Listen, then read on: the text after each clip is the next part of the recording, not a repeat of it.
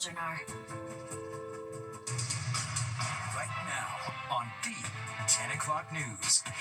In custody tonight and on American soil, Venezuela's president and his wife are in New York to face federal charges after a brazen U.S. military operation. Maduro was the kingpin of a vast criminal network. Tonight, President Trump's plan for Venezuela's future. We're going to stay until such time as the proper transition can take place. While many Democrats are quick to condemn the mission. I called the president and spoke with him directly to register my opposition to this act. From Miami to here in New York, the Venezuelan American community reacting tonight. This is a very happy moment because justice is happening today. Live Fox 5 team coverage of the capture of Nicolas Maduro starts right now. Good evening. Thank you for being with us. I'm Arthur Chien. Earlier today, the Maduros were sleeping in their beds, and tonight they are in New York preparing to face a slew of charges. A bold move by the Trump administration.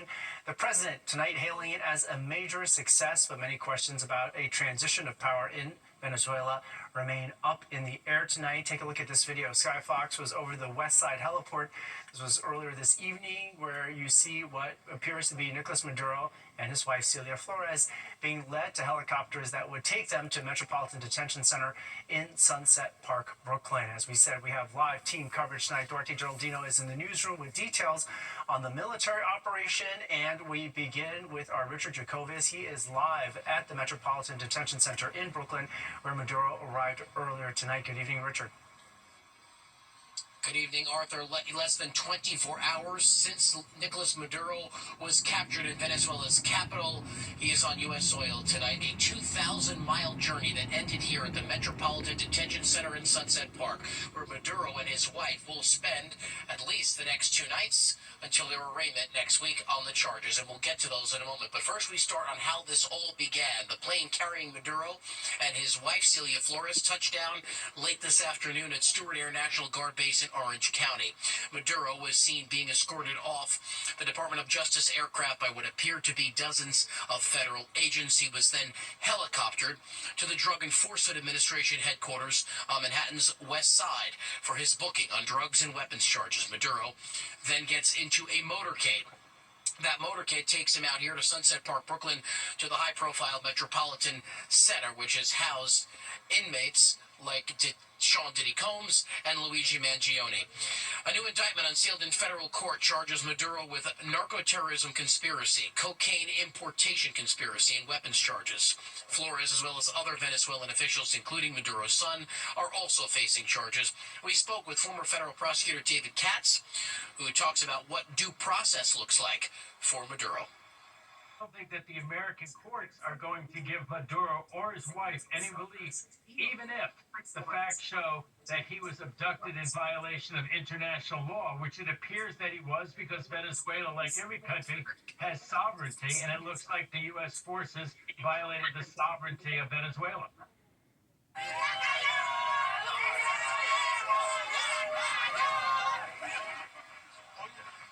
And this was the scene tonight in the moments leading up to that motorcade's arrival, with at least 1,000 Venezuelan New Yorkers singing, waving that Venezuelan flag and praising President Donald Trump for ending the Maduro regime. We are really excited. This is a really amazing experience. This is historic. This is a story from Venezuela. We are really happy with the news. We were expecting this from 2 months now, and we are so grateful with President Donald Trump and with the Secretary Marco Rubio about this decision that they made. A lot of emotions tonight. Again, Nicolas Maduro and his wife Celia Flores, the First Lady of Venezuela, being held here at the Metropolitan Detention Center in Sunset Park. Tonight, we are told that both of them, at least according to experts, were most likely in isolation, being kept away from each other, and likely being kept under high security. They are expected to be arraigned as early as Monday, with experts saying those drug and weapon charges. Live in Sunset Park, Brooklyn tonight, Richard Jacobus, Fox 5 News. Arthur. All right, thanks very much, Richard. right. And from the charges to details of the secret U.S. military operation, as well as what happens next, President Trump announcing the U.S. will be running Venezuela until a transition takes place. Our side's Duarte Gialdino picks up our coverage from there. He is live in the newsroom with those details. Hi, Duarte. Hey there, Arthur. The U.S. military was planning this operation for months. Now, there were signs that something was coming still. Very few people actually expected the Trump administration to go this far and capture Venezuela's sitting president. Administration officials say they took extraordinary steps to prevent any leaks before the action. Now, the president later posted this image on social media. It shows Nicolas Maduro wearing a gray sweatsuit, blindfolded with his hands restrained aboard a U.S. military vessel. Contrast that to what you're seeing on the other side of your screen, where he was a free man. Now, according to U.S. military officials, President Trump gave the order at 10:46 p.m. Eastern Time. Less than 5 hours later, Nicolas Maduro was out of Venezuela and in U.S. custody. The illegitimate dictator Maduro was the kingpin of a vast criminal network responsible for trafficking colossal amounts of deadly and illicit drugs into the United States. Operation Absolute Resolve. That's what U.S. officials are calling this action. Now, every branch of the joint force took part. Soldiers, sailors, airmen, Marines, Guardians. They worked alongside federal law enforcement and U.S. intelligence agencies. The Pentagon says the operation combined air, land, sea, space, and cyber capabilities all at once with precise coordination. After months of work by our intelligence teammates to find Maduro and understand how he moved, where he lived, where he traveled, what he ate, what he wore, what were his pets, in early December, our force was set. A little more perspective here. More than 150 aircraft launched from roughly 20 bases across the Western Hemisphere. That included fighters, bombers, surveillance aircraft, drones, and helicopters. Now, extraction teams, they flew in low. We're talking about 100 feet up over the water as U.S. cyber and space forces helped create a corridor and really helped disable Venezuelan air defenses. Now, military leaders, they say the force reached Maduro's compound around 1:01 a.m. Eastern Time. They came under fire and they returned fire in self-defense. One aircraft was hit, but it was still flyable. Now, by 3:29 a.m. Eastern Time, Maduro and his wife were over open water, placed aboard the USS Iwo Jima as U.S. forces were withdrawing. Now, they're still on high alert in the region right now. Nicolas Maduro had his chance, just like Iran had their chance, until they didn't and until he didn't. He effed around, and he found out. Nicolas Maduro was indicted in 2020 in the United States. He is not the legitimate president of Venezuela. And Venezuela's vice president was on state-run media demanding the immediate release of Maduro and his wife. Now, she keeps calling him Venezuela's only president. Now, several countries had already refused to recognize Maduro as Venezuela's legitimate leader, but this particular military action is triggering a very sharp international backlash. The United Nations is now calling for an emergency meeting this Monday to debate the legality of this operation and what it could mean for global norms going forward. Arthur. Duarte Gialdino, thanks very much. Nicolas Maduro's capture, meanwhile, took place early this morning and decidedly changed the tone of a protest that was already set to take place today in Times Square. That protest was scheduled to be against any kind of U.S. involvement in Venezuela. Well, emotions were high on both sides about the capture of Maduro. A few hundred people gathered holding up signs that said, "Hands off Venezuela, U.S. out, and no blood for oil." Some described the mood there as tense. So we're trying to stop colonial wars on Venezuela. We're here to support the people. You know, you hear, oh, they're out in the streets dancing for, what Trump did. No, it's the opposite. We're out here standing together to support justice. Meanwhile, there were also Venezuelans celebrating Maduro's capture, proudly waving their country's flag and condemning those protesters. que son unos comunistas. A bunch of communists, and they're lacking respect for Donald Trump. They should give thanks to God for living in a first world country under a democracy. They should give thanks to the fact that he's the only president who's had the guts to stick up to a drug lord. And as you might imagine, a number of leaders, both globally and locally, weighing in on this move, beginning with New York Mayor Zohran Mamdani. He says he spoke to President Trump today. I called the president and spoke with him directly to register my opposition to this act and to make clear that it was an opposition based on being opposed to a pursuit of regime change, to the violation of federal and international law, and a desire to see that be consistent each and every day. Now, Mayor Mamdani also added he wants to make sure that whatever the federal government has planned for Maduro, that it has a minimal impact on the day-to-day lives of New Yorkers. And even more leaders from our area weighing in tonight. Governor Hochul having this to say, in part, quote, "This morning I was briefed on the developments in Venezuela with Nicolas Maduro following President Trump's flagrant abuse of power by acting without congressional approval.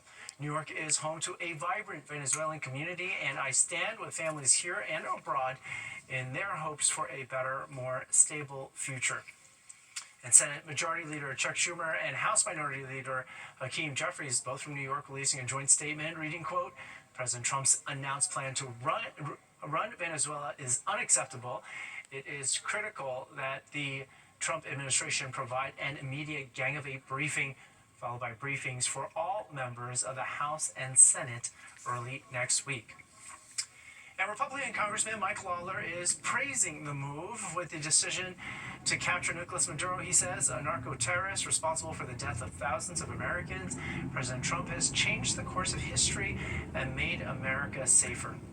Meanwhile, New Jersey Senator Andy Kim had this to say. Secretaries Rubio and Hegseth looked every senator in the eye a few weeks ago and said this wasn't about regime change. I didn't trust them then, and we see now that they blatantly lied to Congress. The strike in Venezuela, meanwhile, impacting air traffic. The FAA restricting airspace in the Caribbean and also over Venezuela. This is a live look at Newark Airport right now. Transportation Secretary Sean Duffy posting to social media tonight saying the restrictions are to keep people safe and that when appropriate, they will be lifted. Among the destinations impacted heavily, Puerto Rico, the Virgin Islands, and Aruba. It's kind of tough timing as millions are taking to the skies to fly back home to conclude the holidays. Still ahead, a retired Marine Lieutenant Colonel gives us his military insight on the military's mission today in Venezuela. Plus, tomorrow, it's the day. Riding the subway and buses will start costing more. And Liv Johnson is watching something else go up, and it's probably good news. Hi, Liv.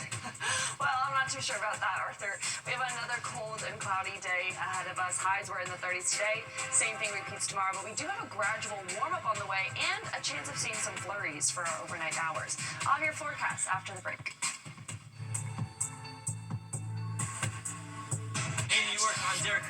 10 o'clock news. Developing that horrible tragedy in Switzerland, investigators tonight say 2 managers of the ski resort bar that caught fire are now being investigated for negligent homicide. 40 people died, 119 others were injured during what was a New Year's celebration. Investigators say they believe sparklers on top of champagne bottles ignited the fire when they came too close to the ceiling. Officials say they're also examining other safety measures on premises that include fire extinguishers and escape routes. And North Korea has launched multiple ballistic missiles towards the sea. This on Sunday, their time. The military of South Korea first reported the news ahead of North Korea's upcoming ruling party Congress. Missiles were reportedly fired in a direction towards North Korea's eastern waters. No details yet on how far those missiles traveled. And the mission to get Nicolas Maduro and his wife out of Venezuela was incredibly complex. U.S. officials say the operation involved 150 aircraft, including fighter jets and bombers from the Navy, Air Force, and Marine Corps. Earlier on Newsroom Live, we spoke with retired U.S. Marine Lieutenant Colonel Jim Sfair. He spoke of how difficult it was to carry out an operation like today's. Part of it is the infill getting in and accomplishing the mission to secure him, and then the exfil is the second part of the plan. So I'm sure that they had a corridor prepared with aviation assets, F-22s, F-18s. We had electronic countermeasure F-18s in the area at that time, and they basically create a corridor for the Task Force 160 helicopters to get out safely and cleanly. So that's the reason you have over 100 aircraft involved. It's not just taking out the installations. It's how do we get everybody out once they're in. Right. And is it okay to ask you about the Manuel Noriega comparison? There are some similarities in there, but are there some key differences too in terms of how this played out? This seems to have been much more of a surprise for somebody who wasn't really hooked into the news business during the Noriega event. Do you feel like there are some key differences here between this case and Noriega's? I think that our military, since the Noriega mission is significantly improved. Our capabilities are extraordinary today. The young men and women that we have serving today are so well trained. You can't say enough good things about them, but when you have good leadership saying this is what we're going to do, this is how we're going to do it, and get it done, and then leave them to figure it out, that's when you have the kind of success you have today. But we also have 20 years of experience of doing these kinds of operations in Afghanistan and Iraq. And many of these things were carried out on a regular basis. The big difference here is that you have sea-based counterinsurgency, a sea-based assault, which is really why we have 12 aircraft carrier battle groups, is that you have a sea-based capability with Navy and Marines, complemented by the Army and their capability, and of course the Air Force with their extraordinary capability. I do think it was interesting that he mentioned space.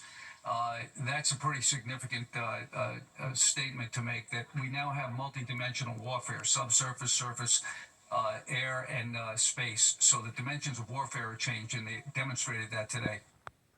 And experts also say the U.S. presence in Venezuela may not be over. President Trump saying he has not ruled out putting troops on the ground there in Venezuela. Now stay with us for the latest developments on the capture of Nicolas Maduro and the charges he now faces in a New York City federal court. Stay tuned to Fox 5 News or head to our Fox Local app, which is free, where the news is always streaming.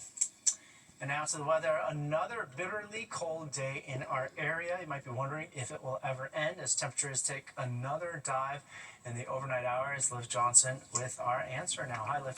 Hi, Arthur. Well, the bitter cold temperatures will end actually in about 5 days. We have a slight warm up going into next week, but right now definitely doesn't feel like it. It's 29 degrees in New York, 28 out on Long Island, all of us below freezing.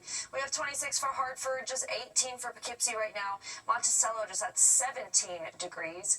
But it's not too breezy, and that's been a huge help for us today because the past few days we've had really strong wind gusts that make it feel a lot colder than it actually is. Now, we still do have a wind chill at play. It feels like 25 in New York. It feels like 20 out on Long Island. And although it's 18, 19 degrees up in Poughkeepsie, it feels like 13. Monticello is getting closer to a feel-like temperature in the single digits. But still, we're going to take what we can get. Temperatures are pretty consistent. It's actually even a lot warmer right now in Hartford than it was yesterday. But the next few days, we're still going to be in the 30s. I did promise a gradual warm-up. I swear that is going to happen by the end of next week. We also have a chance of seeing some flurries for our overnight hours. Nothing that would really accumulate, but just a little dusting that we could see, especially up in the Hudson Valley. That happens again Monday. Again, same situation. Nothing that would really accumulate, maybe a quarter of an inch for our higher elevation areas, but those are just a couple snow chances we have coming up. So here's what I promised. We're to 45 by Wednesday, 46 on Thursday. Look at next Saturday, we might sneak into the 50s with a high of 51, but we do trade that in for a couple rain chances as well. Arthur? All right, Liv, thanks so much. Well, as you might know, there is a nursing shortage in New York, but one local school says they've got the solution. That story is coming up.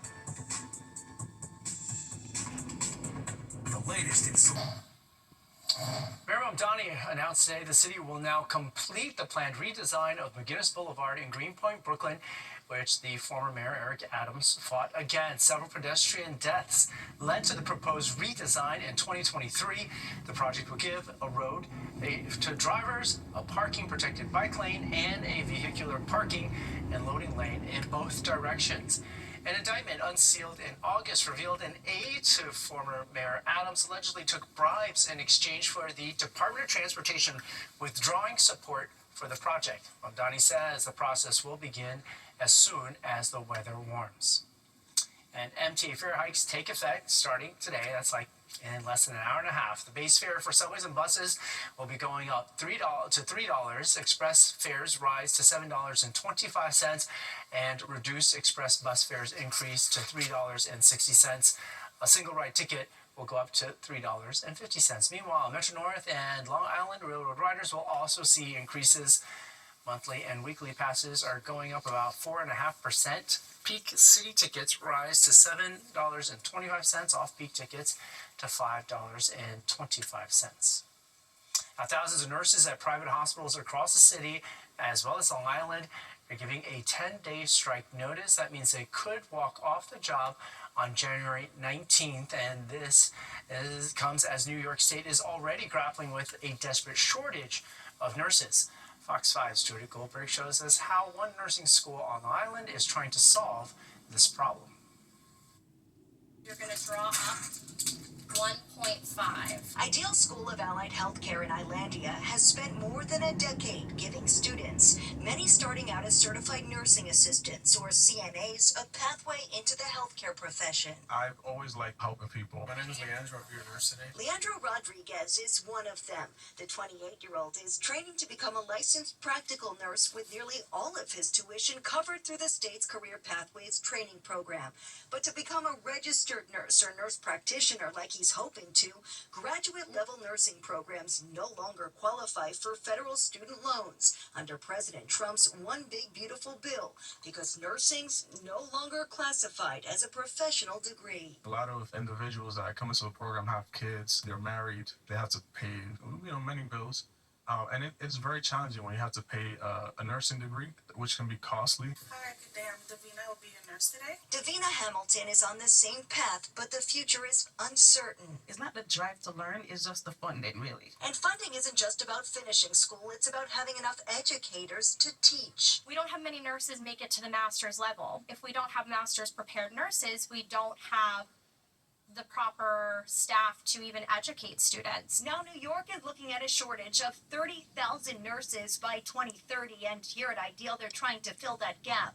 They've graduated 5,000 students, many of them now working in Long Island hospitals and nursing homes. If this is not being considered the professional degree, how likely will people want to continue to pursue their master's degree? Ideal founder and CEO Nicole Laborde says without federal support, students will be forced to take out private loans, which are harder to get and come with higher interest. It is going to affect profession. Leandro hopes something changes. At the end of the day, it's not just a blessing for us, but a blessing for our families, the people that we serve, and just the community as a whole. With an incoming class in January and a graduating one in June, the work is waiting. But the question is whether the students will still be able to afford the education required to do it. Jody Goldberg, Fox 5 News. Coming up, we're updating our top story. The president of Venezuela, Nicolas Maduro, and his wife transported to New York City tonight to face federal charges after the couple was removed from their home in Venezuela in a U.S. military operation. We've got the latest. That's next. 10 o'clock news. We return to our top story. Venezuelan President Nicolas Maduro and his wife arriving in New York tonight. The couple facing federal charges after a U.S. military strike removes them from their home in Caracas. Happy. We are all happy. The only country that could do this is the United States. It is a celebration. Many Venezuelans are happy to find out about Maduro's capture and the end of what they call a brutal regime. The Justice Department has indicted Maduro, accusing him of leading a corrupt and illegitimate government that includes drug trafficking charges. Let's head back down to the newsroom and Duarte Geraldino with the latest on this breaking news. Duarte? Arthur, it just keeps on developing. Now, the U.S. military was planning this operation for months. There were signs something was coming. Still, few expected the Trump administration to go this far and capture Venezuela's sitting president. Now, administration officials, they're saying they took extraordinary steps to prevent any sort of leak. The president later posted this image on social media. It shows Maduro in U.S. custody, contrasted to him as a free man. Now, it shows Maduro wearing a gray sweatsuit, blindfolded with his hands restrained aboard a U.S. military vessel. According to U.S. military officials, President Trump gave the order at 10:46 p.m. Eastern Time. Less than 5 hours later, Nicolas Maduro was out of Venezuela and in U.S. custody. The illegitimate dictator Maduro was the kingpin of a vast criminal network responsible for trafficking colossal amounts of deadly and illicit drugs into the United States. U.S. officials are calling this mission Operation Absolute Resolve. Every branch of the joint force took part. Soldiers, sailors, airmen, Marines, Guardians. They worked alongside federal law enforcement and U.S. intelligence agencies. Now, the Pentagon says the operation combined air, land, sea, space, and cyber capabilities all at once with precise coordination. After months of work by our intelligence teammates to find Maduro and understand how he moved, where he lived, where he traveled, what he ate, what he wore, what were his pets. In early December, our force was set to have an understanding of how vast this operation is. More than 150 aircraft launched from roughly 20 bases across the Western Hemisphere. That included fighters, bombers, surveillance aircraft, drones, and helicopters. Extraction teams, they flew really low. I'm talking about 100 feet over the water as U.S. cyber and space forces helped create a corridor and disable Venezuelan air defenses. The military leaders say the force reached Maduro's compound around 1:01 a.m. Eastern Time. They came under fire and then they returned fire in self-defense. One aircraft was hit, but it was still flyable. Now, by 3:29 a.m. Eastern Time, Maduro and his wife were over open water, placed aboard the USS Iwo Jima as U.S. forces withdrew. Now, they are still on high alert in this region. Nicolas Maduro had his chance, just like Iran had their chance, until they didn't and until he didn't. He effed around, and he found out. Nicolas Maduro was indicted in 2020 in the United States. He is not the legitimate president of Venezuela. Venezuela's vice president was on state-run media demanding the immediate release of Maduro and his wife. She keeps calling him Venezuela's only president. Several countries had already refused to recognize Maduro as Venezuela's legitimate leader, but this particular military action, well, it's triggering a sharp international backlash. The United Nations is now calling an emergency meeting for Monday, and they're going to be debating the legality of this operation and what it could mean for global norms moving forward. Arthur. Very much, Duarte. Now, Nicolas Maduro is on U.S. soil tonight. Important to point out, no U.S. troops were killed in the operation, according to the president. But he says that both Maduro and his wife are at the Metropolitan Detention Center in Brooklyn, where they remain until they are scheduled to be arraigned in a federal court in Lower Manhattan. This was seen tonight in the moments leading up to Maduro's motorcade arriving in Brooklyn. More than 1,000 Venezuelans celebrating his capture. They were seen singing, waving the Venezuelan flag, and praising President Trump for ending the Maduro regime. We're really excited. This is a really amazing experience. This is historic. We are really happy with the news. We were expecting this from 2 months now, and we are so grateful with President Donald Trump and with the Secretary Marco Rubio. For what happens with Maduro now, he and his wife could be arraigned as early as Monday on those drugs and weapons charges. Many were able to flee Venezuela before Maduro was captured. That includes one family that lives here in New York. And Fox 5's Jessica Formoso spoke with them for their reaction to what unfolded today.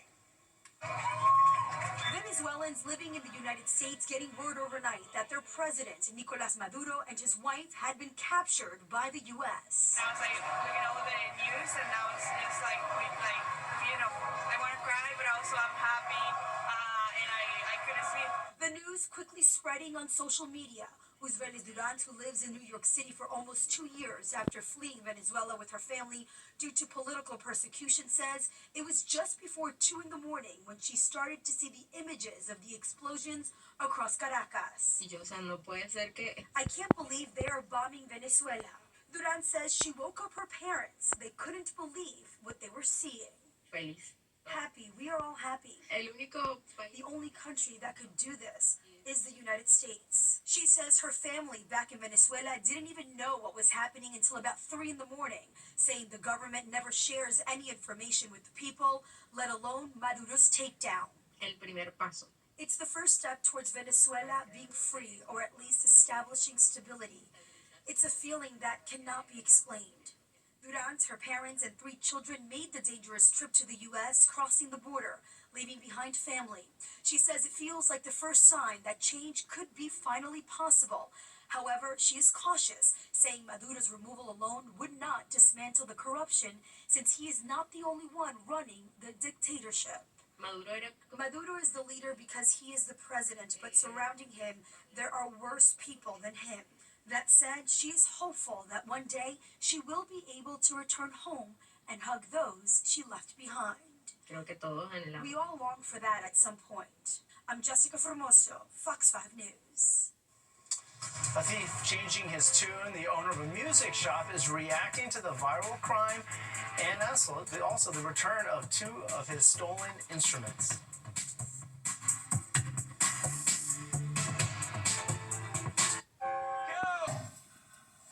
Some believe it to be a late Christmas miracle. A stolen baby Jesus statue on Long Island has been returned. It was reportedly taken from a nativity scene outside the H. Lee Dennison building in Hauppauge sometime between Christmas and New Year's. Officials are thanking the public for their help and preaching forgiveness, saying whoever took the statue will not be prosecuted.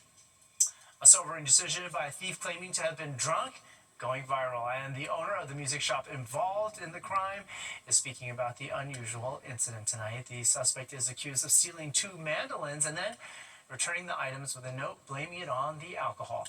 Fox 5's Linda Schmidt has the message from the shop owner.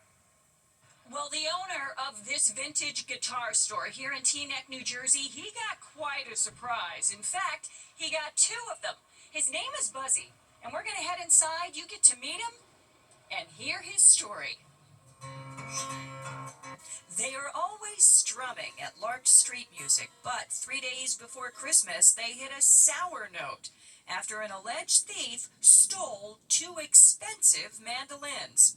They're worth about $4,000 each. A store security camera captured the man grabbing one of the mandolins off the wall, stuffing it inside his coat, and then looking around to make sure the coast was clear, before grabbing another one and stuffing that inside his coat pocket. Owner Buzzy Levine posted the surveillance video on the store's Facebook page, and it went viral. One of my kids said, "Hey, Dad, it's like getting like hundreds of thousands of hits here." And then on Thursday, someone said 4 million. So Within days. Yeah. 4 days later, the alleged thief changed his tune. This surveillance video shows him returning the mandolins in 2 shopping bags. Buzzy spotted the man and chased after him. I wanted to talk to him. What's going on? And I started chasing him. And he started running faster, and I went full speed ahead, and I had no chance of catching him. The alleged thief also left some chocolate in one of the bags and a note. The note said, "Sorry, I've been drunk. Merry Christmas. You're a good man." So, yeah, he tried to make amends, I suppose. Even though the man returned the mandolins, police say he still committed a crime, and the search for him is continuing. In Teaneck, New Jersey, Linda Schmidt, Fox 5 News. That mystery solved. Coming up, Liv Johnson's going to solve our forecast.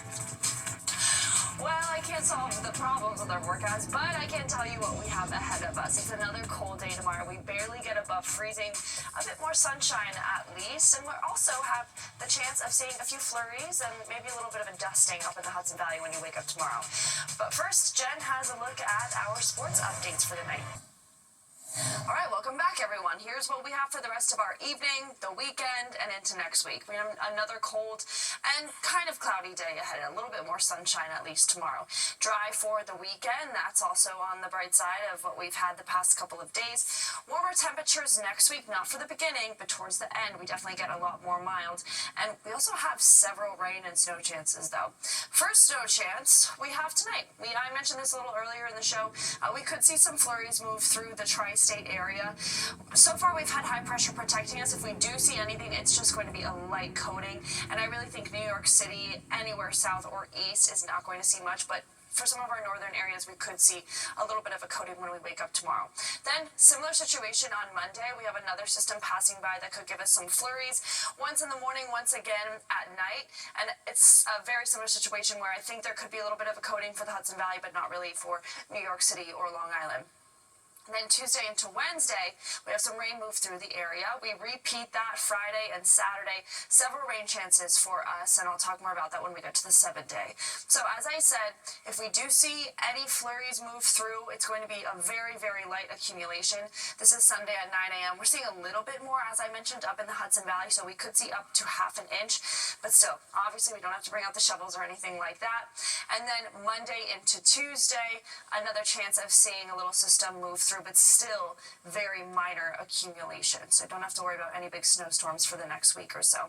Current temperature is 28 in New York. We're looking at mainly 20s for anywhere north of New York as well. 25 for Albany. We see 28 for Boston, 22 for Buffalo, and 30s anywhere further south. Philadelphia 31, DC 34. So we'll stay in the upper 20s mainly for our overnight hours. Tomorrow morning when you wake up, still in the upper 20s. We just climb into the low 30s, very similar to today. Monday morning when you head back to work, temperatures will be colder, 20s and teens when you wake up. Factor in the wind chill, it'll feel about 10 degrees cooler than that. We have that chance of seeing a little bit of snow move through, but nothing really to accumulate. Here's where that warm-up happens, and here's some more of our rain chances. Monday, 33 with some flurries. Tuesday, raining at night, going into Wednesday morning, but then we're back into the mid to upper 40s, and we could climb into the 50s next Saturday. We'll be right back. We're bringing life to your nights with Goodnight New York. Weeknights at 11 on Fox 5. Some might think with the holidays over that winter fun in the city should be winding down, but Bryant Park says they're not done yet. While the Winter Village shops close tomorrow, another cold weather favorite is sliding in next, you could say. Iceless curling returns February 6th through the 26th. It is free on a first-come, first-served-up cold basis. And that does it for us tonight. Thanks so much for being with us. I'm Arthur Chian. We're going to be back here tomorrow night. In the meantime, remember the news is always streaming in our free Fox Local app. The barcode's right there. You can get breaking live updates and watch our newscasts anytime from anywhere. Have a great night.